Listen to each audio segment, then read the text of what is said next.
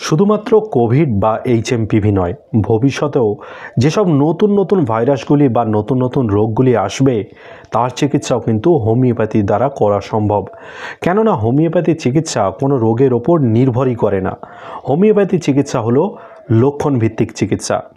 কোনো একটি রোগ বা ভাইরাস নতুন হতে পারে, কিন্তু সেই রোগ আক্রমণের পর বা ভাইরাস সংক্রমণের পর যেসব লক্ষণগুলি প্রকাশ পাবে সেটা কিন্তু আমাদের অতি পরিচিত, এবং সেই সব লক্ষণগুলির ওপরে নির্ভর করেই হবে হোমিওপ্যাথিক চিকিৎসা।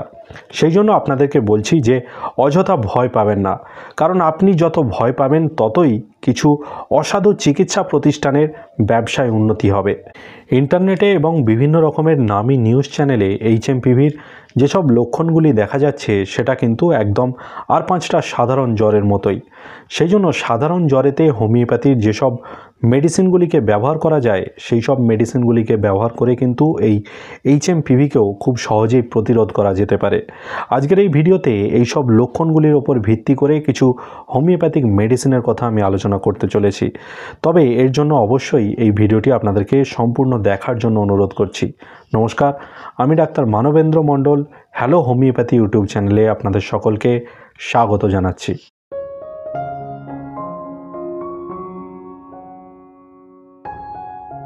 শীতল বাতাস লাগার পরে যদি হঠাৎ করেই নাক দিয়ে অনবরত কাঁচা জলের মতো সর্দি, মাথা ধরা এবং জ্বর দেখা যায়, বিশেষ করে যেসব জ্বর হঠাৎ করে শুরু হয়েই কিছুক্ষণের মধ্যেই তীব্র আকার ধারণ করে, এই ধরনের লক্ষণযুক্ত জ্বরের সাথে যদি অতিরিক্ত মানসিক অস্থিরতা এবং মৃত্যু ভয় দেখা যায়, তাহলে এই ধরনের লক্ষণযুক্ত জ্বরের ক্ষেত্রে আপনারা একোনাইট মেডিসিনটিকে 30 পোটেন্সিতে 2 ফোঁটা করে দিনে 2 থেকে 3 বার 1 চামচ জলের সাথে মিশিয়ে খেতে পারেন।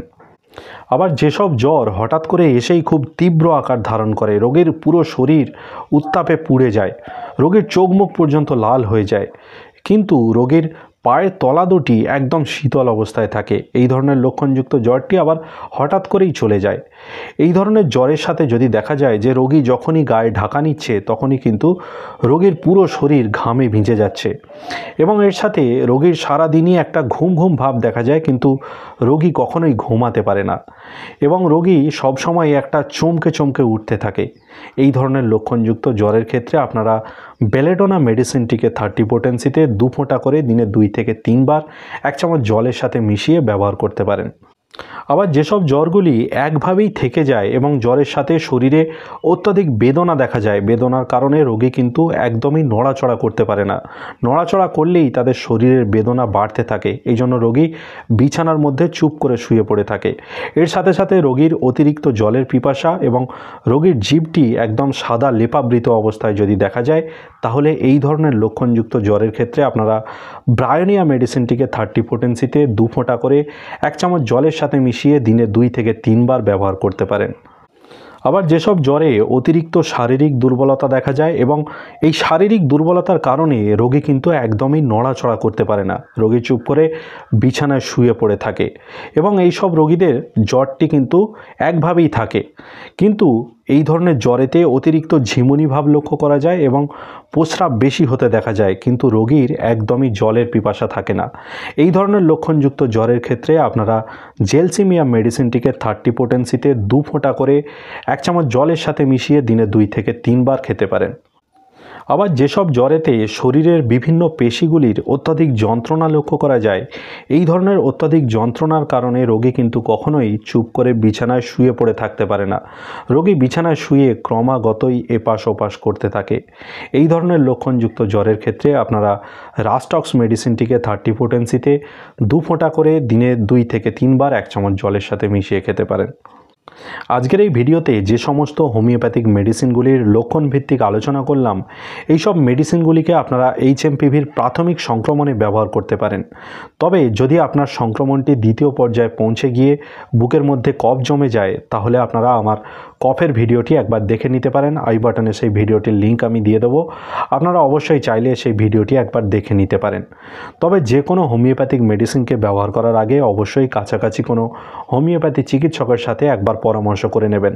কারণ HMPV যখন আসবে তখন যদি তার নতুন কোনো লক্ষণ দেখা যায়, সেই লক্ষণ অনুসারে আরও অন্যান্য মেডিসিনও কিন্তু ব্যবহার করা যেতে পারে। সেই জন্য অবশ্যই আপনাদের কাছাকাছি কোনো হোমিওপ্যাথিক চিকিৎসকের সাথে একবার পরামর্শ করে নেওয়া প্রয়োজন। না হলে আপনারা আমার সঙ্গেও সরাসরি হোয়াটসঅ্যাপে পরামর্শ করতে পারেন।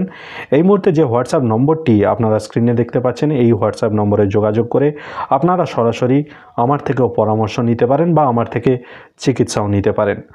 HMPV সম্পর্কে আজকের এই ভিডিওটি আপনাদের কেমন লেগেছে অবশ্যই আপনারা কমেন্ট বক্সে কমেন্ট করে জানাতে পারেন, এবং যদি আপনারা এই চ্যানেলে সম্পূর্ণ নতুন হয়ে থাকেন তাহলে অবশ্যই চ্যানেলটিকে সাবস্ক্রাইব করে রাখবেন, যাতে এই রকমের নতুন নতুন এবং গুরুত্বপূর্ণ ভিডিও আরও পেতে পারেন। আজকের এই ভিডিওটি এখানেই শেষ করলাম। পরবর্তীকালে আবারও এরকম একটি নতুন এবং গুরুত্বপূর্ণ ভিডিও নিয়ে আপনাদের সামনে আমি উপস্থিত হব। ততদিন সবাই সুস্থ থাকবেন, ভালো থাকবেন, নিয়মিত শরীরচর্চা করবেন। ধন্যবাদ।